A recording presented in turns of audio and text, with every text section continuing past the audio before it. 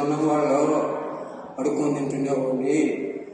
నేను శంకర దేవాలయం హాస్పిటల్ కడుగుతున్నాను మోపూర్లో. నాకు రెండు కళ్ళు కనపడలేదు. నేను దొరుకుంటున్నాను. ఆడికి వచ్చిన తర్వాత సురేందర్ రెడ్డి, ఇద్దరు ప్రతాప్ రెడ్డి, సార్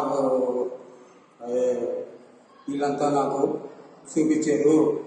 నాకు ఒక ఇల్లు తీసిచ్చి ఆ ఇంట్లో పెట్టుకొని నాకు నెల రోజులు నాకు డ్రాప్స్ కానీ అన్నం కానీ మొత్తం వాళ్ళు చూశారు.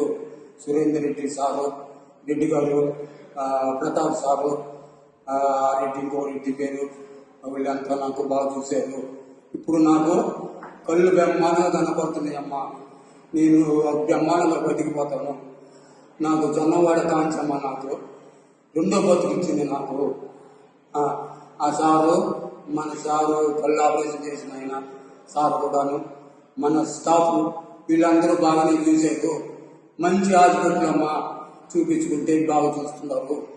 మీకేం ప్రాబ్లం లేదు అమ్మా. నేను అడుక్కొని తిన్నామన్నమ్మా. నేను జొన్నవాళ్ళు ఉన్నాను. నాకు బ్రహ్మాండంగా కళ్ళు కనపడుతున్నాయి. ఇప్పుడు నేను ఆడికైనా పోగలుగుతున్నాయి. అట్లా ఉన్నానమ్మా. సురేందర్ రెడ్డి గారు, ప్రతాప్ సార్ గారు నాకు ఒక ఇల్లు తీసి నన్ను నెల రోజులు నాకు అన్నము డ్రాప్ చేసేదానికి ఒక మనిషిని నాకు పెట్టి చేశారమ్మా. మీరు కూడా ఎవరన్నా పేదోళ్ళ కోసమే నా అమ్మ ఉండేది హాస్పిటల్లో. ఏ ప్రాబ్లం లేదమ్మా. బ్రహ్మాండంగా చూస్తున్నారమ్మా. అమ్మ నేను చెప్పేది స్టాఫ్ కూడా మంచోళ్ళమ్మా. మనకి ఎట్టి చెప్తా తింటున్నారు. వాళ్ళు చెప్పిన మాట తింటే మనకు కళ్ళు బాగా కనపడతాయమ్మా.